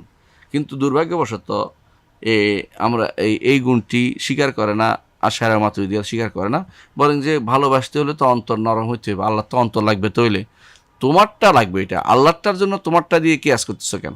তিনি যেরকম তার ভালোবাসাও সেরকম, বিশাল ভালোবাসা তার। এই ভালোবাসা উপরে আমরা ঈমান রাখি। তো কিছু মানুষ ওই সময় বলে যে আমরা আল্লাহরে ভালোবাসি, আমরা আল্লাহরে ভালোবাসি, আল্লাহ আমাদের ভালোবাসেন, মানে দাবি করে বসলো। তখন আল্লাহ তাআলা একটা আয়াত নাজিল করলেন, যেটা দিয়ে তাদের পরীক্ষা ফেললেন। সেই আয়াতটা কি? আল্লাহ তাআলা বলছেন কুল ইন কুনতুম তুহিব্বুনাল্লাহ ফাত্তাবিউনি, বলুন যদি তোমরা সত্যি সত্যি আল্লাহকে ভালোবেসে থাকো তাহলে আমার অনুসরণ করো। আর যত বেশি অনুসরণের আপনি পরাকাষ্ঠা দেখাতে পারবেন, রাসূলের অনুকরণে পরাকাষ্ঠা দেখাতে পারবেন, পরাকাষ্ঠা দেখাতে পারবেন এবং সবচেয়ে বেশি সেখানে আপনি প্রমাণ দিতে পারবেন যে আসলে আপনি কথা নয়, দাবি নয়, এটা বাস্তবে সত্য, সেটা দেখাতে পারবেন, ততই ইউহিব্বুকুমুল্লাহ, আল্লাহ তোমাদের ভালোবাসবেন, আল্লাহ তোমাদের ভালোবাসবেন। সূরা আলে ইমরানের 31 নম্বর আয়াতে আল্লাহ সেটা বলেছেন। অনুরূপ আল্লাহ তাআলা বলছেন ফাসাউফা ইয়াতিল্লাহু বিকওমিন ইউহিব্বুহুম ওয়া ইউহিব্বুনাহু, হে ঈমানদারগণ যদি তোমরা রাসূলের সাহায্য না করো তাহলে আল্লাহ তাআলা এমন এক জাতি নিয়ে আসবেন যারা তাদেরকে আল্লাহ তাআলা তাদেরকে ভালোবাসবেন, তারাও আল্লাহকে ভালোবাসবেন, তারা আল্লাহকে ভালোবাসবেন। তাহলে এইটাও স্বীকার করতে হবে যে আল্লাহ তাআলা তিনি ঈমানদারদের ভালোবাসেন। আর আল্লাহ তাআলা ঈমানদারদের যেমন ভালোবাসেন, আল্লাহর ভালোবাসা তার নেককার বান্দাদের জন্য, এটা তার ভালোবাসা। তো এই ভালোবাসাটা আল্লাহর একটা গুণ, যেই গুণটা আমাদের ভালোবাসার মতো নয়। আমাদের ভালোবাসা আমরা পরিণাম জানি না এবং আমরা ভালোবাসার সময় আমরা আবেগ আপ্লুত হয়ে যাই। আমাদের ভালোবাসা অনেক সময় ক্ষতিকর দিকও আছে, কিন্তু আল্লাহর ভালোবাসা সম্পূর্ণ অনন্য, সেটা অন্য কারো সৃষ্টির কারো ভালোবাসার মতো নয়। তবে সেটা কি প্রভাব আল্লাহ বলেছেন যে তিনি এই ভালোবাসার কারণে আল্লাহ তাদেরকে ভালোবাসেন এবং অনুসরণ করেন আল্লাহ তাদেরকে ভালোবাসবেন। আল্লাহ তাআলা কোরআনে কারীম বলেছেন যে যারা সবর করে তাদেরকে তিনি ভালোবাসেন। আল্লাহ তাআলা বলছেন ওয়াল্লাহু ইউহিব্বুস সাবিরিন, যারা সবর করে তাদেরকে তিনি ভালোবাসেন। আল্লাহ তাআলা সূরা আলে ইমরান 147 নম্বর আয়াতে আল্লাহ তাআলা আরও বলছেন ওয়া আকসিতু ইন্নাল্লাহা ইউহিব্বুল মুকসিতিন, যারা ন্যায়পরায়ণ ইনসাফকার তাদেরকে আল্লাহ তাআলা ভালোবাসেন। তাহলে ওয়া আহসিনু ইন্নাল্লাহা ইউহিব্বুল মুহসিনিন, যারা ইহসান করে তাদেরকে আল্লাহ তাআলা ভালোবাসেন। তো আল্লাহর বান্দাদের মধ্যে যাদেরকে তিনি বেশি ভালোবাসেন তারা হচ্ছেন মুহসিনরা এবং মুত্তাকিরা, নেককাররা, আল্লাহর জন্য সাহায্যকারীরা, সবরকারীরা এবং আল্লাহর জন্য একে অপরকে ভালোবাসে যারা, তাদের ভালোবাসা আল্লাহর জন্য ওয়াজিব হয়ে গেছে। তারা আল্লাহ তাআলা সেই ভালোবাসা আল্লাহ একটা গুণ, ভালোবাসা একটা আল্লাহর গুণ। এবং তিনি বিশেষভাবে যে ভালোবাসা দেন সেটা হচ্ছে নেককার বান্দাদের তিনি বিশেষ ভালোবাসা দেন। কাফেরদের জন্য তার কোনো ভালোবাসা নাই, নাই। এই কাফেরদেরকে তিনি ঘৃণা করেন, সেটাও আল্লাহর একটা গুণ, কিন্তু দুর্ভাগ্যবশত এই গুণটি স্বীকার করে না আশারা এবং মাতুরিদি ফেরকার লোকেরা, স্বীকার করে না যে আল্লাহকে ভালোবাসার গুণটা স্বীকার করে না এবং ঘৃণা করার বিষয়টা তিনি ঘৃণা করেন না, এই ক্রোধ বা ঘৃণা আল্লাহ একটা গুণ হতে পারে, এটা তারা স্বীকার করে না। কিন্তু আমরা বলি যে আল্লাহ তাআলা ক্রোধান্বিত হন। হাদিসে আছে ইন্নাল্লাহা গাদিবা ইয়াগদাব, কত আছে তার হাদিসের মধ্যে শেষ নাই। আল্লাহ তাআলা রাগ করেন, কখন কোনো অন্যায় দেখলে, কোনো এটা হলে ওইটা হলে আল্লাহ রাগ করেন। ঠিক ভালোবাসেন আল্লাহ তাআলা। তাহলে ভালোবাসাটা হচ্ছে ইমানদারদের জন্য, খাঁটি লোকদের জন্য। আর আল্লাহ তাআলার রাগটা, কোষা, এটা হচ্ছে তারা আল্লাহ তাআলার অবাধ্য বান্দা তাদের জন্য। তো আল্লাহ তাআলা দুটোই আল্লাহর গুণ বলে আমরা স্বীকৃতি দেই। অনুরূপভাবে আমরা আরও স্বীকৃতি দেই আল্লাহ তাআলা তার শরীয়তের মধ্যে যা আমল হোক, কথা হোক, কাজ হোক, এগুলো যদি কেউ করে, শরীয়ত হিসেবে দিয়েছেন, এগুলো যদি করে আল্লাহ তাআলা তাদের পছন্দ করেন। আল্লাহ তাআলা কাকে পছন্দ করেন? যখন এটা পছন্দ করেন কখন? যখন কেউ আল্লাহর কথা, কাজ, আল্লাহ যা যা বলেছেন করতে, যা যা বলেছেন বলতে, সবগুলি যে ব্যক্তি করবে আল্লাহ তাআলা তাকে পছন্দ করেন। এবং যেই ব্যক্তি আল্লাহ তাআলার শরীয়ত হিসেবে যা আসছে কথা এবং কাজ, সেটা মানবে না এবং সেটা মানে না বা অপছন্দ করে, সেই ব্যক্তিকে আল্লাহ অপছন্দ করেন, কারণ সে কাফের। এই জন্য আল্লাহ তাআলা বলছেন ইনতাকফুরু ফা ইন্নাল্লাহা গানিয়্যুন আনকুম, যদি তোমরা কুফরি করো তাহলে আল্লাহ তাআলা তোমাদের থেকে অমুখাপেক্ষী। ওয়ালা ইয়ারদা লিইবাদিল কুফর, তিনি বান্দাদের কুফরিতে কখনো সন্তুষ্ট নন। বান্দারা কুফরিতে তিনি সন্তুষ্ট হতে পারেন না, করবেন না। ওয়া ইন তাশকুরু ইয়ারদাহু লাকুম, আর তোমরা যে কোনো শুকরগুজার হও আল্লাহ তাআলা তোমাদের উপর সন্তুষ্ট হবেন। অর্থাৎ ইমানদারের উপর আল্লাহ সন্তুষ্ট হবেন, কাফেরের উপর আল্লাহ সন্তুষ্ট নয়। ওয়ালা ইয়ারদা লিইবাদিল কুফর, সূরা জুমারের 7 নম্বর আয়াত। অনুরূপভাবে আল্লাহ তাআলা বলছেন ওয়ালাকিন কারিহাল্লাহু বিআতাহুম, আল্লাহ তাআলা অপছন্দ করেছেন তাদের বের হওয়াটা। ফাসাব্বাতাহুম, তাদেরকে সেখানে বসাই রেখেছেন। ওয়াকিলা কউদু মাআল কায়দিন, তাদের বলা হলো যে বসে যাও, বসা যারা থাকে তাদের সাথে তোমরাও বসে যাও, তো বসে থাকো, তোমরা বের হয়ে তোমরা যেও না। তাহলে বোঝা গেল আল্লাহ তাআলা অপছন্দও করেন, ভালোবাসেন, যেমন অপছন্দ করেন। ইমানদারদের ভালোবাসেন, কাফেরদের অপছন্দ করেন। এই দুটি গুণে অস্বীকার করে যারা আশায়েরা আছে, মুতাজিলা আছে, আমাদের দেশে বিভিন্ন যারা এই আছে, কোরআন আয়াত বলছে আল্লাহ তাআলা এটা আছে, তারা বলছে আমরা বেশি জানি। আল্লাহ তাআলা থেকে তারা বেশি জানে? আল্লাহ তাআলা নিজের সম্পর্কে আল্লাহ তাআলা যা বলেছেন, তারা কি আল্লাহ সম্পর্কে আল্লাহ নিজের থেকে বেশি জানে? এটা মিথ্যা কথা। সুতরাং বুঝতে হবে যে আল্লাহ তাআলার এই দুটি গুণ সাব্যস্ত করতে হবে। একটি হচ্ছে মহাব্বা, ভালোবাসা, একটি হচ্ছে কারাহিয়া বা পছন্দ করা। অনুরূপভাবে আমরা ঈমান রাখি যে আল্লাহ তাআলা ঈমানদার, নেককার বান্দা, নেক এবং ভালো আমল করেছে তাদেরকে আল্লাহ তাআলা ভালোবাসেন। আল্লাহ তাআলা বলছেন রাদিয়াল্লাহু আনহুম ওয়া রাদু আনহু, আল্লাহ তাআলা তাদের উপর সন্তুষ্ট হয়েছেন, তারাও আল্লাহর উপর সন্তুষ্ট। যালিকা লিমান খাশিয়া রাব্বা, এটা ওই ব্যক্তির জন্য যে ব্যক্তি আল্লাহর খাশিয়াত তার মধ্যে আছে। তো আল্লাহর খাশিয়াত থাকলে আল্লাহ তাআলা তার উপরে সন্তুষ্ট হবেন, তারাও আল্লাহর উপরে সন্তুষ্ট হবেন। এটা হচ্ছে হুব্ব মুতাবাদিল, একে অপরের প্রতি ভালোবাসা, সেটা হবে। এবং সেটা আল্লাহর একটা গুণ, ভালোবাসাটা, এটা প্রমাণ করা হলো কোরআন আয়াত দিয়ে, সূরা বাইয়িনার 8 নম্বর আয়াত সর্বশেষ আমরা সেটা আলোচনা করেছি। আরও আমরা বিশ্বাস করি, আমরা আরও বিশ্বাস করি বিআন্নাল্লাহ ইয়াগদাব, আল্লাহ তাআলা রাগ করেন, ক্রোধান্বিত হন। আলামা ইস্তাহাকুল গাদাব, ওই ব্যক্তির উপরে যে ব্যক্তি যার উপর ক্রোধ পড়াটা অনুমোদিত, সেটা কি? আল্লাহ তাআলা বলেছেন দলিল আয-যান্নিনা বিল্লাহি যান্না সাউ, সূরা নাহলের 106 নম্বর আয়াত। অনুমানকারীরা যারা আল্লাহ সম্পর্কে খারাপ অনুমান করে, খারাপ ধারণা করে, আল্লাহ তাআলা তাদের উপর রাগ করেন। আল্লাহ তাআলা রাগ করে কি বলেন? আলাইহিম দাইরাতুস সাউ, যত খারাপির দোষ ত্রুটি, যত খারাপ প্রতিফল সব তোমার উপর পতিত হবে। আলাইহিম, তাদের উপর পতিত হবে, কারণ তারা আল্লাহ সম্পর্কে খারাপ ধারণা পোষণ করে। আল্লাহ তাআলা খারাপ ধারণা পোষণ করলে আল্লাহ তাআলা ক্রোধান্বিত হন। এরপর আল্লাহ বলছেন ওয়াগাদিবাল্লাহু আলাইহিম, আল্লাহ তাদের উপর ক্রোধান্বিত হয়েছেন। সূরা ফাতহের 6 নম্বর আয়াত। সূরা নাহলের 106 নম্বর আয়াত আল্লাহ তাআলা বলছেন ওয়ালাকিন শারাহাল্লাহু সাদরান ওয়ালাকিন শারাহা বিল কুফরি সাদরান, কিন্তু যেই ব্যক্তি অন্তরের মধ্যে কুফরে লালন করতেছে, ফাআলাইহিম, তাদের উপরে যে বা যারা অন্তরে কুফরি লালন করবে তাদের উপরে আল্লাহর গজব পড়বে। ওয়ালাহুম আযাবুন আযীম, তাদের জন্য রয়েছে মহাশাস্তি। তারপরে আমরা আরও বিশ্বাস করি বিআন্না লিল্লাহি তাআলা ওয়াজহান, আল্লাহর চেহারা আছে। হ্যাঁ, মওসুফান বিল জালাল ওয়াল ইকরাম, যেই চেহারা সম্মান এবং মর্যাদা দ্বারা গুণান্বিত। আল্লাহর চেহারার মধ্যে আল্লাহ তাআলা যখনই উল্লেখ করেছেন জুল জালাল ওয়াল ইকরাম, ওয়াজহু রাব্বিকা জিল জালাল ওয়াল ইকরাম, অথবা তিনি যখন উল্লেখ করেছেন সেটা সম্মানের সাথে উল্লেখ করেছেন, অর্থাৎ তার চেহারা সবচেয়ে সম্মানিত জায়গা। মানুষের মধ্যে যেমন তার চেহারা সম্মানের জায়গা, সেটাকে এই জন্য সম্মানের সাথে আমরা উল্লেখ করি যে আল্লাহ তাআলার চেহারা রয়েছে। কিন্তু এরা আল্লাহ তাআলার আশারি, মাতুরিদি এবং মুতাজিলা এবং কোনো ফেরকাই আল্লাহ তাআলার চেহারা সাব্যস্ত করে না। এটা হচ্ছে আহলে সুন্নাত ওয়াল জামাতের বৈশিষ্ট্য, আল্লাহ তাআলা চেহারা সাব্যস্ত করেন। তবে বলেও তার চেহারা আমাদের কারো চেহারা এইভাবে বলা যাবে না, তার মতো তিনি যেরকম তার চেহারাও সেরকম। আমরা কোনোটাই দেখিনি, যখন দেখব তখন ঈমান বিল গায়বের জায়গা থেকে আমরা সরে যাব, তো ঈমান বিশ শাহাদা হয়ে যাবে। দর্শকবৃন্দ, আমরা অনেক দূর আসছি কিন্তু আমরা আসলে আগাইতে পারিনি। আমরা যতটুকু আসছি অতটুকুর মধ্যে আজকে আমরা সীমাবদ্ধ থাকি। ইনশাআল্লাহ আগামী ক্লাসে বাকিটা আমরা পড়বো। ইনশাআল্লাহ আমরা আকীদার মূল জায়গাটা পার হলে বাকি এরপরে আস্তে আস্তে পড়ব, দ্রুত পড়ে যাবো ইনশাআল্লাহ, আস্তে করবো না। তো আল্লাহ তাআলা আপনাদেরকে সুস্থ রাখুন, সুন্দর রাখুন এবং রাখুন শান্তিতে। আসসালামু আলাইকুম রহমতুল্লাহি ওয়া বারাকাতুহু।